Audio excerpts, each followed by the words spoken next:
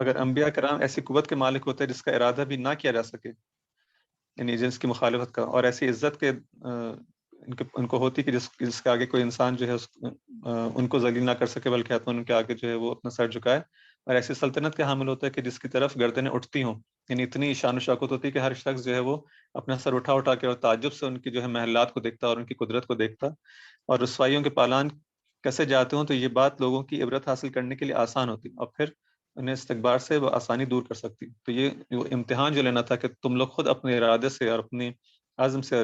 ان لوگوں سے دوری اختیار کرو، وہ نہ پاتا، بلکہ ایک زبردستی ایک چیز ہو جاتی کہ اب تو یہ خود یہ انبیاء اور رسل جو ہیں جب اس شان و شوکت کے اور اس ظاہری دبدبے کے مالک ہیں، تو خود بخود لوگ مجبور ہو جاتے ہیں ان کے سامنے اپنی گردنوں کو جھکانے کے لیے، اور وہ امتحان اس طرح سے ہونا چاہیے تھا، وہ نہ ہو پاتا۔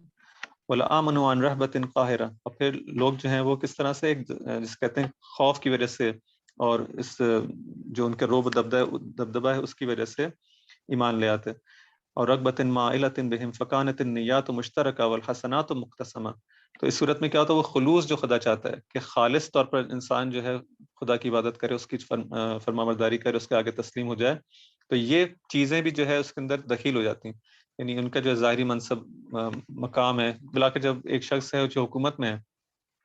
اور وہ دعوت دے رہا ہے، اگر آپ اس کی دعوت کو قبول کریں گے، اس کی پارٹی میں چلے جائیں گے، اس کے حزب میں چلے جائیں گے، اس کے طرفدار ہو جائیں گے، تو آپ کو ممکن ہے مقام بھی ملے، منصب بھی ملے اس کے طرف۔ لیکن اگر جو ہے وہ شخص نہیں ہے ایسا، تو اس کی طرف جانے میں کوئی انسان کو ظاہری طور پر کوئی فائدہ نظر نہیں آئے گا، بلکہ اور مشکلات ہوں گی۔ تو یہاں پہ خلوص کے ساتھ جو ہے وہ امتحان لیا جا سکتا ہے کہ کون خالصتاً جو ہے خدا کا قرب حاصل کرنا چاہتا ہے، کون خدا کی خاطر ان کی بات مانتا ہے، کون خدا کی خاطر ان کو جو ہے اپنا رسول، خدا کا رسول مانتا ہے اور اس کے آگے ان کی فرمانبرداری کرتا ہے۔ تو یہ نیات جو ہے کیا ہو جاتی ہیں، مشترک ہو جاتی ہیں، اس کے اندر پھر وہ خلوص باقی نہ رہتا۔ والحسنات مقتسمہ، اور اسی طرح سے وہ جو نیکیاں ہیں وہ تقسیم ہو جاتی ہیں، یعنی وہی اسی معنی میں کہ پھر ان کو جو خالص ان کی خدا کی خاطر جو نیکیاں انجام دی جانی چاہیے تھی وہ نہیں ہوتا، بلکہ اس کے اندر اور بھی نیات جو ہیں شامل ہو جاتی۔ ولكن الله سبحانه أراد أن يكون الاتباع لرسله والتصديق بكتبه والخشوع لوجهه والاستكانة لأمره والاستسلام لطاعته أمورا له خاصة لا تشوبها من غيرها شائبة۔ کہ خدا نے کیا چاہا کہ اس کے رسولوں کا اتباع، اس کی کتابوں کی تصدیق، اس کی بارگاہ میں خضوع اور خشوع، اس کے اوامر کے سامنے فروتنی، یہ سب اس کی ذات اقدس سے مخصوص رہیں۔ کسی اور کے سامنے جو ہے یہ تمام چیزیں تواضع ہونا، یہ پیروی ہونا، ان کی یہ تمام چیزیں فقط اور فقط خدا کے لیے ہونی چاہیے، اور کسی کو جو ہے خدا پسند نہیں کرتا کہ اس کے مقابلے میں کسی اور کی اطاعت کی جائے، کسی اور کی بات مانی جائے، اور اس میں خدا نے چاہا کہ کسی قسم کی ملاوٹ کا جو ہے کوئی شائبہ بھی نہ ہو، اس حد تک جسے کہتے ہیں کہ خدا جو ہے وہ اس معاملے میں جو ہے اپنا کوئی شریک جو ہے پسند نہیں کرتا، کہ جو ہے وہ یعنی خدا کو چونکہ شرک سے بہت زیادہ جو ہے وہ خدا نہیں چاہتا کہ اس کے بندے شرک میں مبتلا ہوں، تو اگر کوئی انسان کسی عبادت کو یا کسی کام کو جو ہے وہ ریاءً کرے، یا جس کے اندر دونوں چیزیں ہوں، کہ چاہے کہ مثلا لوگوں کے لیے بھی، اور تاکہ وہ بھی جو ہے اس کو جب دیکھیں تو ان کے ذہنوں میں آئے کہ ہاں یہ کوئی بہت اچھا کام ہے اور اس کی شخصیت بہت اچھی ہے، یا لوگوں کو دکھانے کے لیے اگر وہ کام ہو اور خدا کے لیے بھی ہو، چلو دونوں چیز ہو جائیں، تو خدا کہتا ہے کہ میں اس کو جو ہے تمہارے لیے جو ہے وہ دوسرے جس کو تم نے شریک بنایا تھا پورا کا پورا اسی کو دے دوں گا، کہ جاؤ پھر تمہارا سروکار اسی سے ہو، جو آج تم کو لینا اسی سے لے لینا، پھر میرے پاس یعنی خدا شراکت کو اس معنی میں قبول نہیں کرتا کہ اگر تم اس طرح سے خدا انسان اپنے اعمال کے اندر کسی اور کو شریک بنائے، ریاءً کرے یا کسی اور جہز سے، تو خدا کو پورا کا پورا عمل بھی اسی کو دے دیتا ہے، اور اب خود کو جو ہے وہ، تو اس طرح یہاں پہ بھی ارشاد ہو رہا ہے کہ تمام چیزوں کو خدا نے چاہا کہ خالصتاً اس کے لیے کیا جائے، اس کے اندر کسی قسم کا شائبہ بھی نہ ہو کہ کوئی اور اس کے اندر شامل ہے۔ وَكُلَّمَا كَانَتِ الْبَلْوَى وَالِاخْتِبَارُ أَعْظَمَ كَانَتِ الْمَثُوبَةُ وَالْجَزَاءُ أَجْزَلَ۔ یہاں پہ ایک اور وہ اہم نقطہ ہے، اور جس کا کہہ سکتے ہیں کہ بہت زیادہ دوسری مقامات پہ بھی، دوسری احادیث کے اندر اس مطلب کو بیان کیا گیا ہے کہ جتنا زیادہ عمل جو ہے سخت ہوتا ہے، اتنا ہی زیادہ اس کی جزا جو ہے وہ زیادہ ہوتی ہے۔ آسان کام ہوگا اس کی جزا اس کے مطابق ہوگی، سخت کام ہوگا اس کی جزا بھی اسی کے مطابق ہوگی۔ بس اگر انسان کو جو ہے خدا اس طرح سے جس سختی کے ذریعے سے امتحان جب سخت لیتا ہے، تو پھر اس کی جزا اور اس کی پاداش جو ہے وہ بھی انسان کو بڑی ملتی ہے۔ اگر انسان کے لیے سب کچھ آسان ہو جاتا، امتحان بہت ہی ہلکا ہو جاتا، تو جزا بھی آہستہ آہستہ اسی کی طرح سے جو ہے ڈائلیوٹ ہوتی چلی جاتی، اس کا جو ہے وہ جو کم رنگ ہوتی چلی جاتی بہت زیادہ، پھر اس کی کیفیت جو ہے وہ اس طرح نہ ہو پاتی۔ لیکن خدا نے اس طرح سے امتحان لیا کہ اس کے اندر اس کی سختی باقی رہے، تاکہ وہ اخلاص والا پہلو اپنی جگہ پر رہے، سب کچھ اپنی جگہ پہ، ساتھ ساتھ تم کو جو اجر ملے، تم اس کے ذریعے سے جو کمال پہ پہنچو گے، جو قرب حاصل کرو گے، وہ بھی جو ہے پھر زیادہ سے زیادہ ہو سکے. لیکن اس کا یہ مطلب نہیں کہ امتحان اتنا زیادہ سخت ہو کہ انسان اس کو کر ہی نہ سکے. نہیں، جتنا انسان جو ہے اس کے مطابق، جو اس کے توان کے مطابق خدا امتحان لیتا ہے، لیکن ہر انسان کی توان کے اندر جو اس کی سختی کے پہلو کو ختم نہ کر دے. ہر انسان کے لیے مختلف امتحانات ہیں، لیکن ہر انسان سے جو امتحان خدا لیتا ہے اسی کے مطابق اور اس کی ظرفیت کے مطابق لیا جاتا ہے. اس کا فلسفہ امتحان اسی وقت جو ہے وہ صحیح ہو سکے گا. پھر فرماتے ہیں کہ اب یہاں تک گفتگو کرنے کے بعد یہ جو ہے موسیٰ علیہ السلام کا واقعہ تھا، اس کے بعد ایک اور جہیز سے یعنی جو سینٹرل آئیڈیا اس کو اپنے ذہن میں رکھیں، وہی مسئلہ ہے، وہی تکبر کا مسئلہ، وہی نافرمانی کی جو جڑ ہے، اسی کو جو ہے مختلف انداز سے جو ہے وہ بیان کر رہے ہیں. اب یہاں پہ آ کے فلسفہ عبادات کی طرف آتے ہیں کہ جو خدا نے حج کو جو مسلمانوں کے لیے واجب قرار دیا، اور اس کعبہ کی جو مکہ کی جو سرزمین ہے جس کے اندر کعبہ واقع ہوا ہے، اور اپنے گھر کو بیت اللہ کو وہاں پہ قرار دیا، اس کی خصوصیات کو بیان کرتے ہیں. اور یہاں پہ بھی اسی پوائنٹ پہ فوکس کرتے ہیں کہ دیکھو یہاں پہ بھی خدا چاہ رہا ہے کہ تواضع حاصل ہو، لوگ جو ہیں اس کے مقابلے میں، اس کے خدا کے مقابلے میں خضوع کا اظہار کریں اور فروتنی کا اور عاجزی کا اظہار کریں. فرماتے ہیں کہ خدا نے کیا کیا کعبہ کے اندر، اللہ ترون ان اللہ سبحانہ اختبر الاولین من لدن آدم صلوات اللہ علیہ الاخرین من هذا العالم باحجار لا تضر ولا تنفع ولا تبصر ولا تسمع فجعلها بیتہ الحرام الذي جعلہ للناس قیاما. کہا کہ تم نے دیکھا کہ خدا نے کس طرح سے اپنے حضرت آدم علیہ السلام سے ہی کہ اور جو ہے وہ ان سے اور ان کے بعد والوں سے امتحان لیا. کن چیزوں کے، کس کے ذریعے سے امتحان لیا؟ ان پتھروں کے ذریعے سے امتحان لیا. اسی خانہ کعبہ کی بات ہو رہی ہے. ان پتھروں کے ذریعے سے جس کا بظاہر نہ کوئی نفع ہے نہ نقصان ہے، نہ ان کے پاس بصارت ہے، نہ ان کے پاس سماعت ہے، نہ یہ دیکھتے ہیں نہ کچھ سنتے ہیں، لیکن انہی سے اپنا وہ محترم مکان بنوایا جس سے لوگوں کے قیام کا ذریعہ قرار دیا. کہ اسی کو کہا کہ ہاں یہیں پہ جو ہے وہ میرا گھر بنے گا. وہ گھر جس منسوب ہوگا خدا سے، ایک سادہ سا جو ہے وہی انہیں کوئی ایسے یہ نہیں کہ اس کے اندر ہیرے جواہرات لگائے گئے ہوں، اس کے اندر یاقوت اور یہ تمام چیزیں جو ہے گراں بہا جو ہے جواہرات سے خدا نے کہا ہو کہ میرا گھر بنایا جائے. نہیں، انہیں سادہ پتھروں سے، انہیں مکہ کی جو پہاڑی ہیں اس سے ان پتھروں کو جو ہے وہ جمع کر کے اس خانہ کعبہ کی تعمیر کی گئی. اور کہا کہ ظاہری طور پر ان پتھروں سے انسان کو کیا ملتا ہے؟ کچھ نہیں، لیکن جو ہے خدا نے کہا نہیں، انہی سے جو ہے وہ میرے گھر کی جو ہے تعمیر کی جائے گی. ثم وضعه بأوعر بقاع الارض، اور پھر وہ جو مکان بنا ہے وہ بھی اس طرح سادگی کے ساتھ انہی معمولی سے پتھروں کے ذریعے سے. اور جس جگہ پر اس مکان کو جو قرار دیا وہ بھی کیسی زمین تھی؟ کیسی زمین کہ جس کے اندر یعنی اگر پوری دنیا کے اندر شاید ایک خاص ایک ایسی زمین کا انتخاب کیا کہ جو روئے زمین پر انتہائی پتھریلی اور بلند زمینوں میں انتہائی مٹی والی، جس کے اندر وادیوں میں اطراف کے اعتبار سے ایک اس طرح سے جو کہ ایک وادی کے اندر جہاں پہ اطراف میں جہاں دیکھیں کہ سنگلاخ جو پہاڑیاں ہیں، اور جو لوگ وہاں پہ گئے اچھی طرح جانتے ہیں کہ کس طرح گرم علاقہ ہے، خشک علاقہ جہاں پہ اس کے اطراف سخت قسم کے پہاڑ، نرم قسم کے ریتیل میدان کے پانی والے چشمے اور منتشر قسم کی بستیاں ہیں جہاں نہ اونٹ پرورش پا سکتے ہیں اور نہ گائے اور نہ بکریاں، جہاں پہ نہ، کیونکہ وہاں پہ کچھ سبزہ ہی نہیں ہے کہ یہاں پہ جو ہے یہ جانور اور یہ ان کا جو ہے وہ بندوبست ان کی پرورش کا. ایک خوش قسم کا جو ہے علاقہ، جو ظاہری لحاظ سے نہ اس کے اندر کوئی خوبصورتی پائی جاتی ہو، نہ اس طرح کی جو ہے وہ موسم وہاں کا اچھا ہو، کوئی چیز کے اندر ہر لحاظ سے دیکھا جائے تو ایک ایسا علاقہ جو کہ سخت ہے زندگی گزارنے کے لیے، اس کو انتخاب کیا اپنے گھر کے لیے. ثم امر آدم علیہ السلام وولده ان يثنوا اعطافهم نحوه فصار مثابة لمنتجع اسفارهم وغاية لملقى رحالهم تهوي اليه ثمار الافئدة. اور پھر کہا کہ حضرت آدم علیہ السلام اور ان کے اولاد کو حکم دیا کہ اپنے کندھوں کو اس کی طرف موڑے، یعنی جو طواف کے اندر ہم جو اپنا کندھا کعبے کی طرف کر کے جو طواف کرتے ہیں، تو کہا کہ اس طرح سے اس کی طرف جو ہے وہ اس کا طواف کیا جائے اور اس کی طرف جو ہے سفر کیا جائے. اور فرمایا کہ یہیں پہ جو ہے من مفاوز کفار صحیقۃ و محاوی فجاج عمیقۃ و جزائر بحار منقطعۃ حتی یحز مناکبہم ذللا یحللون للہ حولہ ویرملون علی اقدامہم شعثا غبرا لہ. اور پھر اس کے اندر اسی کو اور مزید امام علیہ السلام یہاں پہ ڈیفائن کرتے ہیں اس کے وہ کس قسم کی جگہ ہے اور جہاں پہ جو ہے کوئی سرسبز چیزیں نہیں اگتی، اور اس طرح کا ایک مقام کی مزید جو ہے وہ توضیح دیتے ہیں. اور پھر فرماتے ہیں کہ تاکہ کیا ہو، تاکہ دل و جان سے متوجہ یہ لوگ جو ہیں، جو جب میں حکم دوں کہ لوگ یہاں پر آئیں اور میری عبادت کریں، تو لوگ کسی اور ہدف کے تحت یہاں پر نہ ہے کہ یہاں یہ چلیں یہاں پہ جائیں گے تو ایک پکنک بھی ہو جائے گی اور سیر و تفریح بھی ہو جائے گی اور ساتھ ساتھ عبادت بھی ہو جائے گی. نہیں، کسی اور چیز کا ملاوٹ کا پھر شائبہ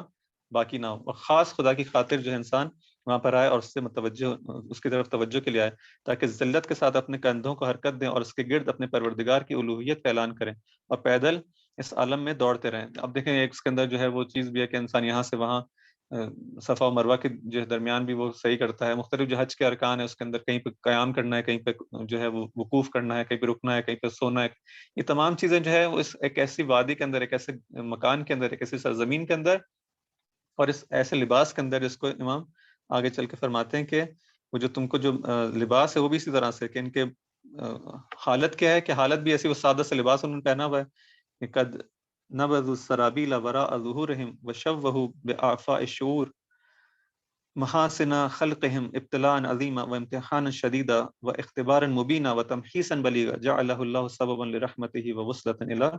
جنت. کہ حالت ان کی ہے کہ ان کے بال جو ہے بال مثلا وہاں پہ جو ہے ان کو کسی اس طرح کی ایسی جگہ نہیں کہ جو بہت زیادہ جہاں پہ جیسے کہتے ہیں کہ سرسبز مکان ہوتا کہ وہاں پہ اگر ہوائیں چلے یا طوفان آئے تو انسان جو ہے وہ اس کی لباس جو ہے صحیح سالم رہے. وہاں پہ مٹنی وہ ایسی جگہ ہی ایسی ہے کہ جہاں پہ جو ہے جب ہوائیں چلیں گی، طوفان آئے گا جو بھی، تو انسان کے کپڑے بھی میلے ہوں گے، مٹی والے ہوں گے. اس کے بعد تو اس حالت کے اندر جو ہے بالکل خدا اس کو دیکھنا چاہتا ہے کہ اس کے بال بکھرے ہوئے، اس کے سر پر خاک پڑی ہوئے، اپنے پیراہنوں کو اتار کر پھینک دیں، اپنی جو نارمل ڈریس ہے اس کو بھی نکال دیں، وہ خاص جو دو کپڑے ہیں اس کو پہن کے انسان وہاں پر آ جائے اور بال بڑھا کر اپنے حسن و جمال کو بدنما بنا لیں. یہ ایک عظیم ابتلا، ایک شدید امتحان اور واضح اختبار ہے جس کے ذریعے سے ابدیت کی مکمل آزمائش ہو رہی کہ اس کام کو کون انجام دیتا ہے خالصتاً خدا کے لیے. البتہ اب تو حالات جو ہے کافی جو ہے چینج ہو گئے، لیکن آپ چند سالوں تک یعنی اسی صدی کے شروع، بلکہ صدی بھی نہ کہیں 50 سال پہلے تک بھی جو ہے حالات بہت ڈفرینٹ تھے اس جگہ کے. آہستہ آہستہ پھر جو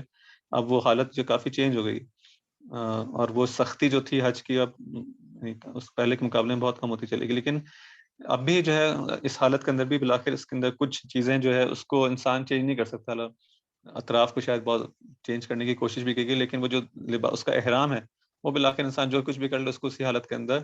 وہ رہنا ہے. اور خاص اور جو گرمیوں کا سیزن ہے تو اس کے اندر بالآخر گرمیوں ہی میں اس کو حج کو انجام دینا ہے. تو خیر کہنے کا مقصد ہے کہ یہ اس طرح سے خدا چاہتا ہے کہ یعنی اپنی عبادات کے اندر بھی جو ہے حج کا سب سے پہلے ذکر کیا کہ اس کے اندر بھی اگر خدا جو چیز زیادہ جو فوکس جس پہ کیا گیا کہ انسان اس طرح سے جو ہے اپنے اس کی وضع قطع ہو، اس کا ظاہر ہو کہ اس کے ظاہر سے بھی جو ہے کیا نظر آئے، ایک چیز کے خدا کے حکم کے آگے جو ہے وہ تسلیم ہے. اور اس کو ممکن ہے بہت ساری چیزیں سمجھ میں نہ آئے اور اس کی جو ہے وہ جسے کہے کہ پتہ نہیں اس کا فلسفہ کیا ہے اور کیوں ایسا رکھا گیا ہے اور کیوں اس طرح کے اعمال ہیں اور طواف کیوں ہے اور صحیح کیوں ہے، یہ تمام چیزیں جو ہے ممکن اس کی عقل میں نہ آ پائے. لیکن وہی چیز ہے کہ امتحان جب لیا جاتا ہے تو بہت ساری چیزوں کو پوشیدہ رکھا جاتا ہے اور پھر دیکھا جاتا ہے کہ یہ بندہ جو ہے وہ نہ جانتے ہوئے بھی کیا خدا کی بات کو قبول کرنے کو تیار ہے یا تیار نہیں. اس کے بعد امام علیہ السلام فرماتے ہیں کہ بس اس کو جو ہے امتحان کا وسیلہ قرار دیا اور پھر ولو اراد سبحانہ یدا بیتہ الحرام و مشاعرہ العظام بین جنات و انہار و سہل و قرار جم الاشجار الدانی الثمار ملتفا بنا متصل القرى. پھر امام فرماتے ہیں کہ خدا چاہتا تو اس کو ایسی جگہ بھی قرار دے سکتا تھا اس مکہ خانہ کعبہ کو کہ جہاں پہ تمام باغات ہوتے ہیں، نہریں ہوتی ہیں. مثلا یورپ کے کسی جو ہے کنٹری کے اندر وہ ہو جاتا خانہ کعبہ، کیوں مکہ کے اندر اس کو رکھا؟ فرماتے ہیں ایسی جگہ بھی ہو سکتی تھی کہ جہاں پہ تمام چیزیں میسر ہوں، اس کی آب و ہوا بھی جو ہے وہ انسان کے لیے مناسب ہو، تمام چیز ہو سکتی تھی. لیکن وہی دوبارہ سے جو بات ہے کہ ہدف کیا ہے؟ ہدف انسان کی تواضع کا امتحان لینا اور خلوص کے ساتھ اس کے عبادت کو دیکھنا ہے. اس کے بعد جو ہے امام اس کو مزید جو ہے وہ اس کی مزید اور جو ہے اس کو تو مزید جسے کہتے ہیں کھول کے بیان کرتے ہیں کہ یہ ہوتا وہاں پہ اس طرح سے جو ہے وہ پودے ہوتے ہیں اور اس طرح سرسبز باغات ہوتے ہیں، وہاں پہ چمنزار ہوتے ہیں، وہاں پہ جو ہے پانی میں ڈوبے ہوئے بڑے بڑے میدان ہوتے ہیں، تمام چیزیں ہوتی ہیں. تو کیا ہوتا ہے فرماتے ہیں کہ لیکن اس طرح آزمائش کی سہولت کے ساتھ جزا کی مقدار بھی گھٹ جاتی. ٹھیک ہے کہ مثلا جس طرح وہی بات جو پہلے بیان کی کہ جتنا امتحان سخت ہوتا ہے یا جتنا عمل سخت ہوتا ہے اتنا ہی زیادہ انسان کی جزا بھی زیادہ ہوتی ہے. تو اگر خدا ایسا کرتا تو کیا ہوتا؟ لکان قد صغر قدر الجزا علی حسب ضعف البلا، کہ اگر بلا جو ہے جو امتحان ہے وہ ضعیف ہو جاتا، کمزور ہو جاتا، تو جو جزا ملنے والی ہے وہ بھی کم ہو جاتی. اور خدا چاہتا ہے کہ انسان تھوڑی سی زحمت کی خاطر جو ہے وہ اس کی جزا جو ہے وہ کم نہ ہو. جزا بھی جو ہے وہ وہی انسان کا کمال ہے، وہی انسان کا جو قرب ہے جو خدا سے وہ حاصل کرتا ہے. وَلَوْ كَانَ الْأَسَاسُ الْمَحْمُولُ عَلَيْهَا وَالْأَحْجَارُ الْمَرْفُوعُ بِهَا بَيْنَ زُمُرَّدَةٍ خَضْرَاءَ وَيَاقُوتَةٍ حمراء ونور وضياء لخفف ذلك مسارعة الشك في الصدور ولوضع مجاهدة إبليس عن القلوب ولنفى معتلج الريب من الناس. اور اگر خدا چاہتا تو اس کو اگر زمرد اور یاقوت جیسے پتھروں سے اس خانہ کعبہ کو جو بنا دیا جاتا اور تمام چیز کے اندر ہوتی تو کیا ہوتا؟ وہ جو سینوں پر شکوک کے حملے کم ہو جاتے. جن شیطان جو ہے جب وسوسہ کرنا چاہتا تو ضروری نہیں تھا پھر اپنے وسوسہ میں نہیں، جتنی آسانی سے اس وقت جو ہے کامیاب ہوتا ہے اتنی آسانی سے کامیاب نہیں ہو پاتا. کیونکہ جب انسان دیکھتا ہے کہ یہ ایسے جو ہے وہ بنا ہے، ایسی عمارت ہے جو خاص قسم کے جو ہے ہیرے جواہرات اور الماس اور یاقوت وغیرہ سے زمرد بنا ہوا ہے، تو اس کو عام جو فہم جس کی سادہ فہم افراد جو ہیں آسانی سے اس کی طرف جو ہے وہ مائل ہو جاتا ہے کہ ہاں یہ حتماً اس کے اندر کوئی نشانی ہے. اور یہ تو اس طرح سے شیطان جو وسوسہ ڈالتا ہے اور انسانوں کو فریب دیتا ہے، اس طرح سے اس کی جو کیا ہوتا ہے اس کے سینوں پہ شکوک کے حملے کم ہو جاتے ہیں اور دلوں سے ابلیس کی محنتوں کا اثر ختم ہو جاتا ہے اور لوگوں کے خلجان قلب کا سلسلہ تمام ہو جاتا ہے. ہم کہہ سکتے ہیں کہ بالآخر جس طرح سے اس وقت وہ کیا نام ہے اپنی اس میں کامیاب ہوتا ہے وسوسوں میں، اس طرح وہ چیز نہ ہو پاتی. کیونکہ بالآخر بہت سارے ایسے بھی ہم کو نظر آتے ہیں معجزات ہیں، بینات ہیں جو ائمہ انبیاء علیہ السلام لے کر آتے ہیں، رسول لے کر آتے ہیں، لیکن پھر بھی انسان اس کو دیکھنے کے بعد بھی جو ہے وہ ایمان نہیں لاتا. تو اس لیے میں کہہ رہا ہوں کہ ختم ہو جانے کے معنی میں نہیں، یعنی اتنا ہوتا کہ آسان ہو جاتا بہت زیادہ پھر اس پہ عمل کرنا، اور وہ جو بات تھی وہ امتحان کی وہ نہ رہتی کہ جو اس وقت ہے. وَلَكِنَّ اللَّهَ يَخْتَبِرُ عِبَادَهُ بِأَنْوَاءِ الشَّدَائِدِ وَيَتَعَبَّدُهُمْ بِأَنْوَاءِ الْمُجَاهِدِ وَيَبْتَلِيهِمْ بِدُرُوبِ الْمَكَارِ إِخْرَاجًا لِتَكَبُّرٍ مِنْ قُلُوبِهِمْ. لیکن خدا نے تمام کام اتنے سارے جو ہے وہ کیا کہ ایک ایک چیز کے اندر، یہ تو فقط ایک جنبہ ہے، فقط حج کو بیان کر رہے ہیں، خانہ کعبہ کی اس ساخت کو بیان کر رہے ہیں، اس کے مکان کو بیان کر رہے ہیں. نہیں، ہر چیز میں جہاں جہاں جس چیز جو ہو سکتا تھا خدا نے توجہ دلانے کے لیے کہ یہ تکبر جو ہے کہیں سے ختم ہو جائے. یعنی ایک طرح سے خدا کی رحمت ہے، خدا کا احسان ہے ہم پر، اور خدا کی جو محبت کی نشانی ہے کہ خدا ہر طرح سے انسان کو لے کے آنا چاہتا ہے کہ ایسے مقام پر کہ تم اس تکبر کو، کہ جو تمام تمہاری فسادات، تمہارے دل کے جو فاسد ہونے کی، تمہارے گمراہی کا سبب بن سکتی ہے، اس کو میں چاہتا ہوں نکال کر جو ہے پھینک دوں. لیکن انسان سمجھتا ہے کہ ہمارے لیے جو سخت ہے، ہمارے لیے جو ہے مشکل ہے، یہ کیوں ایسا ہے، اس کا فلسفہ کیا ہے، ایسا کیا ہے، اس کا مذاق اڑایا جاتا ہے کہ کیوں رکھا گیا. یہ تمام چیزیں ہیں، لیکن خدا چاہ رہا ہے کہ اس تمام کے ذریعے سے تمہارے تکبر ختم ہو، کہ تم ایک خدا کی بات صرف اس لیے مانو کہ خدا نے کہا ہے، اور ایک ایسے مقام پر جہاں تمام سختیاں اس کے اندر جاؤ اور خدا کی عبادت کرو، تاکہ وہ تکبر جو ہے تمہارے اندر، جو انانیت ہے کہ میں ہوں اور میری یہ جو تمہاری انا ہے، یہ کسی طرح سے ختم ہو، اور یہ جتنا زیادہ کم ہو سکے اتنا زیادہ تم راہ راست پر جو ہے آ سکو گے. لیکن یہ جتنی زیادہ بڑھے گی، یہ انا جتنی زیادہ بڑھے گی، تکبر بڑھے گا، اتنا ہی زیادہ انسان جو ہے وہ گمراہ ہوگا. فرماتے ہیں کہ کیوں ہے اخراج لتکبر من قلوبہم، تاکہ انسان کے دلوں سے تکبر کو جو ہے وہ خارج کیا جا سکے. وہ اسکان لتذلل فی انفسہم، اور اس کی جگہ پہ تکبر کو نکالا جائے اور تذلل کو ڈالا جائے، وہ تواضع کو اس کی جگہ پہ جائے گزین کیا جائے، اس کی جگہ پہ رکھا جائے. وَلِيَجْعَلَ ذَلِكَ أَبْوَابًا فُتُحًا إِلَى فَضْلِهِ وَأَسْبَابًا ذُلُلًا لِعَفْوِهِ. اور یہ سب کیوں خدا چاہتا ہے؟ تاکہ اس کے ذریعے سے جب یہ تواضع اس کی جگہ پر آ جائے تو اس کے جو فضل و کرم کے جو دروازے انسان کے لیے کھل جائیں. خدا تو تم پر رحم کرنا چاہتا ہے، خدا تو تم پر لطف ہو اپنا فضل کرنا چاہتا ہے، نہ کہ تمہیں سختی میں ڈالنا چاہتا ہے. لیکن اس طریقے سے خدا کو معلوم ہے کہ انسان کس طرح سے کمال پر پہنچ سکتا ہے. تو جس طرح مربی ہوتا ہے، جس طرح سے والدین کو معلوم ہے کہ اس بچے کی تربیت کس طرح سے کی جانی چاہیے، کون سی جگہ پہ اس کو سختی اٹھانی پڑے تو اٹھانی چاہیے. اگر ہر چیز میں انسان جو ہے، والدین جو اپنے بچوں کے لیے جو ہے وہ آسانی کرتے رہیں اور جو ہر جگہ اس کی بات مانتے رہیں، اس کی جگہ ہر ضد کو پورا کرتے رہیں، تو اس کی جس طرح سے نشو و نما ہونی چاہیے، جس طرح سے اس کی گروتھ ہونی چاہیے، وہ نہیں ہو پائے گی. تو یہاں پہ ہم یہ نہیں کہہ سکتے کہ والدین بہت ظالم ہیں، والدین کیوں بہت سخت دل ہیں اور ان کے جو ہے، نہیں، یہاں پہ اس بچے کے لیے وہی ضروری ہے. تو یہاں پہ خدا بھی ہماری تربیت جو ہے ہم کو ہماری تربیت کرنا چاہتے ہیں، اس طرح سے ہم کو لے کے آنا چاہتے ہیں تاکہ ہم رشد اور کمال کی منزلوں کو طے کر سکیں. تو فرماتے ہیں کہ یہ کیوں کیا خدا نے؟ لِيَجْعَلَ ذَلِكَ أَبْوَابًا فُتُحًا إِلَى فَضْلِهِ. اسی کے ذریعے سے تم خدا کے فضل تک پہنچو گے، اسی کے ذریعے سے خدا تمہارے لیے اس مغفرت اور عفو کا جو ہے وہ وسائل کو فراہم کرتا ہے. اس کے بعد فرماتے ہیں کہ اللہ فی عاجل البغی وعاجل وخامت الظلم وسوء عاقبت الکبر فإنها مسیدۃ ابلیس العظمی ومکیدۃ الکبری التي تصاور قلوب الرجال مساورۃ سموم القاتلہ. فرماتے ہیں کہ سرکشی کے جو دنیا میں جو سرکشی کے انجام اور آخرت میں ظلم کے عذاب اور تکبر کے بدترین نتیجے کے بارے میں خدا سے ڈرو. اس کے بارے میں غور کرتے رہو کہ تکبر کا جو انجام ہے، جو تعصب کا، جو بیجا حمیت کا جو انجام ہے وہ سخت ہے، اور دنیا کے اندر بھی اور آخرت کے اندر بھی، کہ تکبر شیطان کا عظیم ترین جال اور بزرگ ترین مکر ہے، اور جو دلوں میں اسی طرح اتر جاتا ہے جیسے زہر قاتل، کہ نہ اس کا اثر ظاہر ہو. ایسا نہیں ہے کہ یہ نہیں کوئی چھوٹا موٹا چھوٹی موٹی چیز ہو،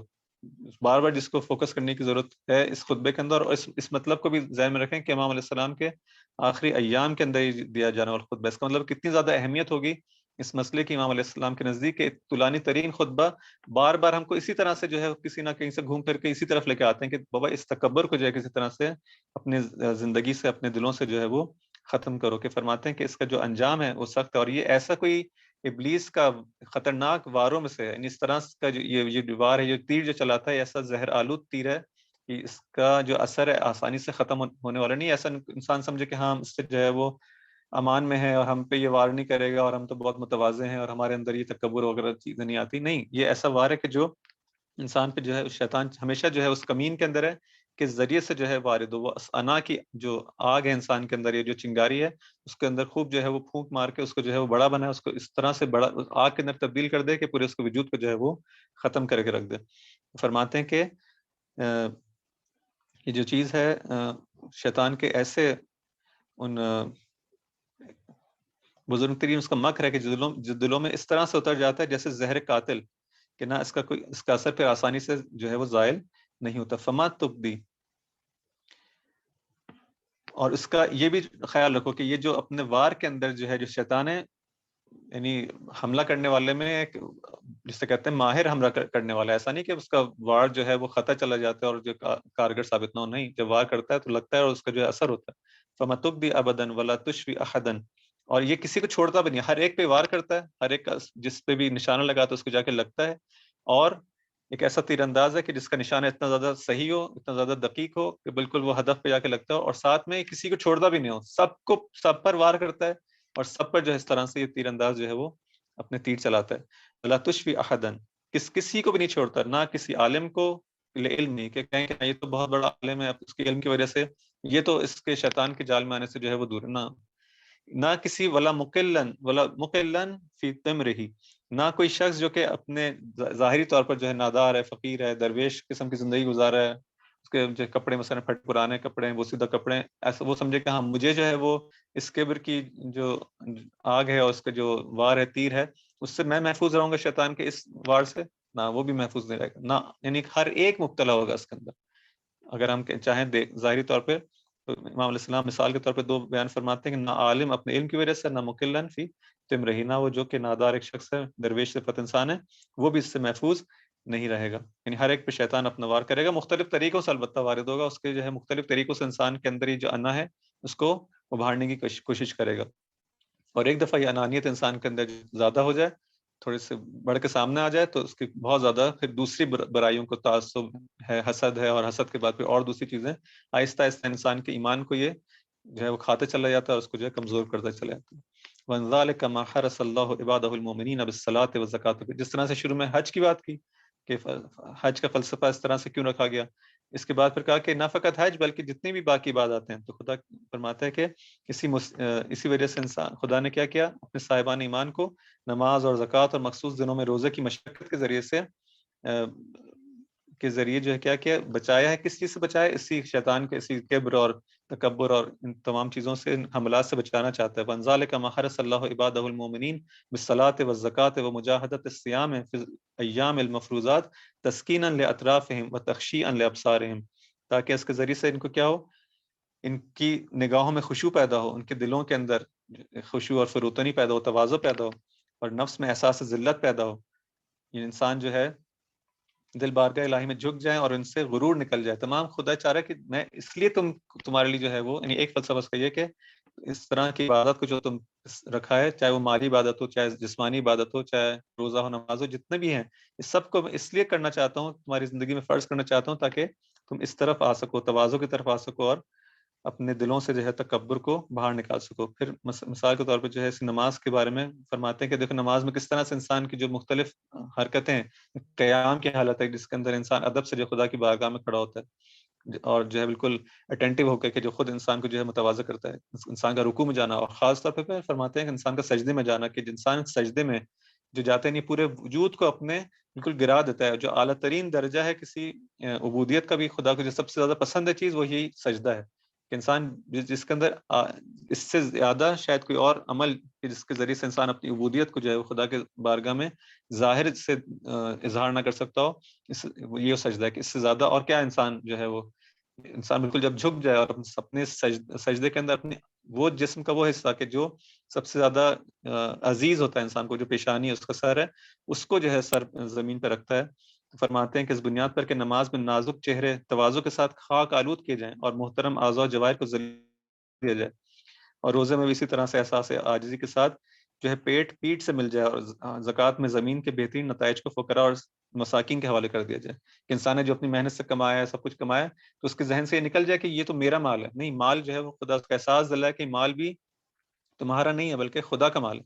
اور جب خدا تم سے کہے گا تو تم کو اس کو دوسروں کو دینا ہوگا. جس طرح سے ایک فرض آپ کے پاس ایک امانت رکھوائی گئی ہے، اور اس میں سے انسان یہ نہیں کہہ سکتا اب جب تک میری امانت ہے تو اب میں اس کو اپنے پاس ہی رکھوں گا، اور نہیں، امانت کا مطلب یہ ہوتا ہے کہ جب بھی وہ صاحب امانت اس کو مانگے گا آپ کو واپس کرنا ہے. اسی طرح سے روزہ بھی ہے کہ ہدف خدا چاہتا ہے کہ اس طرح سے جو ہے وہ تم اس سختی کو برداشت کرو کہ عبارت کے الفاظ تو اس طرح سے کہ وَلُحُوقِ الْبُطُونِ بِالْمُتُونِ کہ تمہارے جو پیٹ جو ہے پیٹ سے مل جائیں، لیکن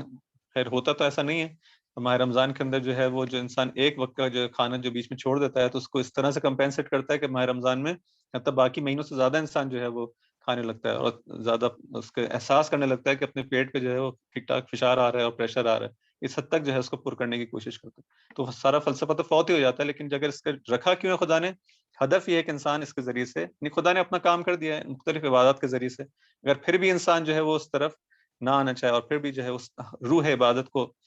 جو کہ خدا چاہتا ہے کہ انسان اس کے ذریعے سے اس انانیت کو اپنے سے نکالے اور اس سے جو دور ہو، پھر بھی وہ نہ کرے تو وہ الگ مسئلہ ہے. لیکن خدا نے اپنا کام جو ہے وہ اس طرح سے پورا جتنا کر سکتا تھا انسان کی تربیت کے لیے وہ کام انجام دیا.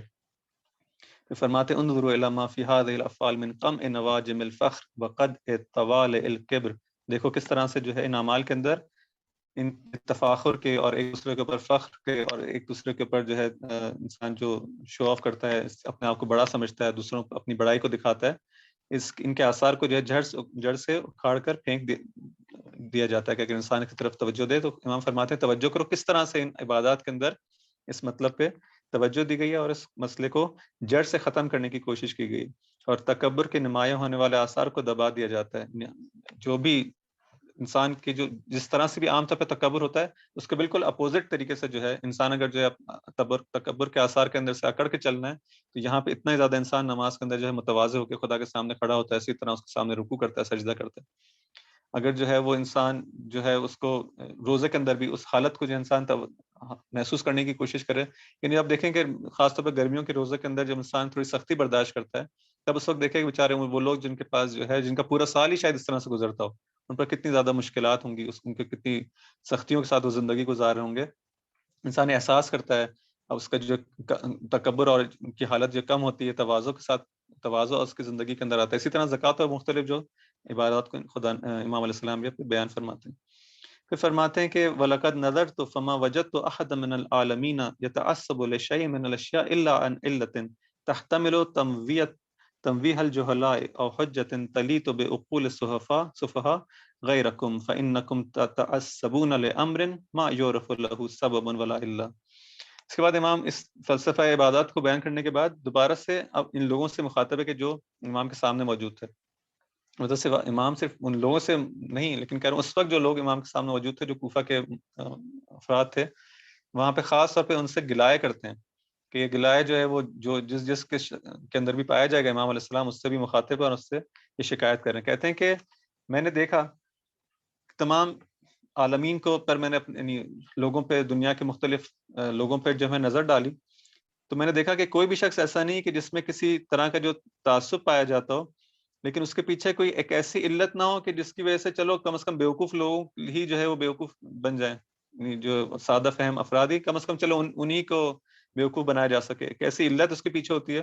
کہ میں کہوں فرض کریں کہ شخص نے کہا کہ ہم جو ہے وہ کیوں جو اترا رہا ہو کہ ہمارے جو ہے وہ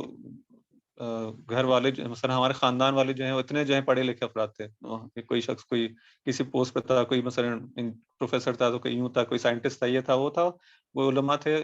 خود کے اندر نہ ہو لیکن جو ہے وہ فخر کر رہا ہو اس بنیاد پر, یا کوئی اور فخر کر رہا ہو کسی شجاعت کی وجہ سے کسی اور. تو امام علیہ السلام فرماتے ہیں ممکن ہے بعض دفعہ جو ہے وہ کسی ایسی وجہ سے جو ہے وہ انسان فخر کرے, اور کہ جو بات اگر بتائی جائے تو جو بیوقوف لوگ ہیں پھر بھی ان کی بات میں آ جائیں کہ ہاں ٹھیک ہے چلو اس بات پہ تو تکبر کیا جا سکتا ہے. یعنی کہ عام فہم جو سادہ لوگ ہیں ان لوگوں کی ذہنیت کو بتا رہے ہیں کہ ممکن ہے اس طرح سے بعض لوگ ان کی بات کی کہیں کہ ٹھیک ہے چلیں آپ کی بات مان لیتے ہیں کہ اس بات پہ جو ہے فخر کیا جا سکتا ہے. لیکن تم لوگ جن چیزوں پہ فخر کرتے ہو اور جن چیزوں کی وجہ سے لڑائی کرتے ہو آپس میں, تو وہ تو سمجھ میں نہیں آنے والی بات ہے. امام علیہ السلام اتنا زیادہ ان سے تنگ آئے ہوئے ہیں ان لوگوں کی وجہ سے کہ جو آپس میں اپنے خاندانوں اور قبائل کے درمیان جو لڑ رہے ہیں, اور فضول چیزوں کے اندر, چھوٹی چھوٹی چیزوں کے اندر جس کو کوئی جسے کہہ سکتے ہیں کہ کوئی توجہ بھی پیش نہ کر سکے. تو امام فرماتے ہیں کہ میں تمام عالمین پر کو میں نے دیکھ لیا, کوئی شخص ایسا نہیں ہے کہ جس میں کسی شے کا تعصب پایا جاتا ہو اور اس کے پیچھے کوئی ایسی علت نہ ہو جس سے جاہل دھوکہ کھا جائیں, یا ایسی دلیل ہو نہ ہو جو احمقوں کی عقل سے یعنی اس کو جو ہے وہ قبول نہ کریں. علاوہ تم لوگوں کے صرف تم لوگ ایسے ہو کہ کیا کہ تم ایسی چیز کا تعصب رکھتے ہو کہ جس کی کوئی علت اور اس کا کوئی سبب بھی نہیں ہے, فضول چیز جس کو کوئی جو ہے کاز قرار نہیں دے سکتا کہ ہاں اس بیس پہ بھی جو ہے تکبر کیا جا سکتا ہے. تو امام اس سے جو ہے وہ جو گلہ کرتے ہیں, اس کا مطلب یہ نہیں کہ باقی چیزوں پہ تعصب کرنا درست ہے اور اس پہ جو ہے وہ انسان وہ کر سکتا ہے, لیکن کہہ رہے ہیں کہ تم لوگوں کی حالت تو بہت زیادہ جو ہے وہ گری ہوئی ایسی چیز پہ جو ہے جس کو کوئی بنیاد نہ ہو. تو مثلا فرض کریں کہ کوئی شخص کہے کہ میں چونکہ اس قبیلے کے اندر جو ہے پیدا ہوا ہوں, مثلا جو یہاں پہ اس سرزمین کا, جسے نیشنلزم میں جو ہوتا ہے, قومیت میں کیا ہوتا ہے کہ انسان خاص خطے کے اندر جو ہے وہ ہونے کی وجہ سے جو ہے وہ کہتا ہے کہ ہاں ہم دوسروں سے بڑھ کر. ایک شخص فقط جو ہے وہ یورپ کے اندر پیدا ہو جائے تو وہ جو باقی جو افریقہ میں پیدا ہونے والے افراد ہیں اس کو ان سے جو ہے وہ سمجھے کہ ہم ان سے بڑھ کر. اس قسم کی جو تعصب ہیں کہ جو قبیلوں کی بنیاد پر ہوں, یا مثلا جو ہے قومیتوں کی زبان کی بنیاد پر, میری زبان چونکہ یہ ہے بس مجھے جو ہے فوقیت حاصل ہے تم لوگوں کے اوپر, ہے یا نہیں ہمارے اندر بھی اس طرح سے مختلف زبانوں کی وجہ سے آپس کے اندر جو لڑائیاں ہیں, مختلف زبانوں کی, مختلف علاقوں کی وجہ سے, جغرافیکل جو ہماری جو جغرافیائی جو وہ ہیں رہنے کی جگہ ہیں, ان کی وجہ سے ایک دوسرے کے اوپر اس کا کیا تعلق ہے انسان کے جو ہے وہ فضیلت سے, اس کا کیا تعلق ہے انسان کے کمال سے کہ جس کے اوپر انسان جو ہے فخر کرے. تو یہ وہ چیزیں ہیں کہ جو ہم میں بھی پائی جاتی ہیں کہ ایسی چیزوں کی وجہ سے انسان فخر فروشی کرے اور تکبر کرے کہ جس کی کوئی علت سمجھ میں نہ آئے, کہ اس کا کوئی جواز سمجھ میں نہ آئے. پھر امام فرماتے ہیں وَأَمَّا إِبْلِيسُ فَتَعَصَّبَ عَلَىٰ آدَمَ لِأَصْلِهِ وَتَعَانَ عَلَيْهِ فِي خِلْقَتِهِ. ابلیس نے کیا کیا, اس نے بھی جو اپنی اصل کو دیکھا کہ میں جو آگ سے بنا ہوں, انا ناری ہوں وانت طینی ہوں, تم جو مٹی کے ہو. تو یہاں پہ جو ہے وہ امام دوبارہ سی مطلب کو جو ہے بیان فرماتے ہیں کہ یہ چیز شیطان نے بھی جو کام کیا اصل جو ہے وہیں سے سٹارٹ ہوا, اور اسی طرح امتوں کے دولت مندوں نے اپنی نعمتوں کے آثار کی بنا پر کیا کیا غرور کا مظاہرہ کیا. بعض نے جو ہے اس عصبیت المال ہے اچھا یہاں اس کے بعد فرماتے ہیں وانت ناریون و عمل اغنیا من مترفت الامم تعصبوا لآثار مواقع النعم. انہوں نے جو مختلف جو دنیا میں رہنے والے امیر افراد ہیں جو اغنیا ہیں, انہوں نے کس وجہ سے تعصب کیا, انہوں نے اپنی جو ان کو خدا نے نعمتیں دی ہیں اس کی وجہ سے تعصب کیا. کہا کہ قال نحن اکثر اموالا واولادا وما نحن بمعذبین. ابھی منطق دیکھیں ان کی کیا ہے کہ چونکہ ہمارے پاس مال اور اولاد زیادہ ہے اس لیے ہم کو کوئی عذاب نہیں کرے گا, خدا ہم پہ عذاب کیوں نہیں نازل کرے گا, ہم جو کرنا چاہیں دنیا میں کرتے رہیں, جو گناہ کرنا چاہیں کرتے رہیں, جو فضول کام کرنا چاہیں کرتے رہیں, لیکن کیوں کہ ہم جو ہے ہمارے پاس مال و دولت ہے اس لیے ہم جو ہے ہمیں امیونٹی حاصل ہے, ہمیں کوئی ہاتھ نہیں لگا سکتا. تو یہ ان لوگوں کی وہ ذہنیت تھی. پھر فرماتے فَإِنْ كَانَ لَا بُدَّ مِنَ الْعَصَبِيَّةِ فَلْيَكُنْ تَعَصُّبُكُمْ لِمَكَارِمِ الْخِصَالِ وَمَحَامِدِ الْأَفْعَالِ. پھر امام یہاں سے جو ہے ایک دوبارہ سے ایک اچھے نقطے کی طرف جو ہے یعنی اچھے سے مراد ہے کہ ایک اور ڈفرینٹ اینگل سے اس بات کو بیان کرتے ہیں کہ اگر جو ہے ہم عصبیت کی تم کوئی بات کرے, تعصب کی بات کرے, اگر کرنا ہی ہے تو پھر کس انداز سے کیا جائے, یہ اس چیز میں تعصب کرو. تعصب جو شروع میں بیان ہوا تھا کہ تعصب ایک منفی ہوتا ہے ایک مثبت ہوتا ہے. تعصب منفی سے مراد کیا ہوتی ہے کہ انسان باطل یعنی حق اور باطل کے درمیان جو ہے وہ ایسے معیار اور ایسے میزان اور ایسے معیارات کرائٹیریا کو اپنی زندگی کے اندر جو اس سے چپکنے کی کوشش کرے جو باطل ہیں اور اس کا حق سے کوئی تعلق نہیں. لیکن حق کا تعصب کیا ہے کہ میں حق کے ساتھ ہو جاؤں, جو جہاں جہاں حق کو دیکھوں میں اس کے ساتھ ہو جاؤں, جو فضائل اچھے فضائل اچھی چیزیں ہیں اس کے ساتھ ہونے کی جو ہے کوشش کروں. تو یہ جو میرا جو ان چیزوں کی جانب جو رجحان ہے اور ان چیزوں کی جانب جو میرا میلان پایا جاتا ہے, میرا جو ہے وہ جھکاؤ پایا جاتا ہے, یہ اچھا جو ہے وہ اچھا تعصب ہے کہ میں ہمیشہ حق کی جانب جو ہے, یعنی اگر یہ تعصب کسی کے ذہن ہو جائے تو اس سے بڑھ کے کیا بات ہوگی. تو انسان کو خود جو ہے وہ حق کے راستے پہ رہنے میں مددگار ثابت ہوگا کہ ہمیشہ میں اس پارٹی کا ساتھ دوں کہ جو میں دیکھوں جو حق پر ہے, ہمیشہ ان کاموں کا انجام دینے کے اندر اس کی حمایت کروں کہ جو میں دیکھوں صحیح کام ہے. تو یہی اگر ہو جائے تو اس سے اچھی اصل ہدف ہی یہ ہے کہ انسان اس قسم کا تعصب اگر ہو جائے تو یہ انسان کی ہدایت کا باعث, اور یہ تعصب ہونا چاہیے, یہ وہ پازیٹیو چیز ہے جس کو ہونا چاہیے. یہ ایسی چیز نہیں کہ جس کو انسان کی زندگی میں کسی بھی قسم کا تعصب اور کسی قسم نہیں. فرماتے ہیں کہ اگر تم کو تعصب رکھنا ہے تو کون سا رکھو, فَإِنْ كَانَ لَا بُدَّ مِنَ الْعَصَبِيَّةِ فَلْيَكُنْ تَعَصُّبُكُمْ لِمَكَارِمِ الْخِصَالِ وَمَحَامِدِ الْأَفْعَالِ. تو پھر وہ نیک اچھی جو مکارم اخلاق ہیں اس کی طرف جو انسان توجہ کرے اور اس کو اپنی زندگی کے اندر جو ہے وہ لانے کی کوشش کرے. لیکن ان مراد نہیں کہ جو ہے انسان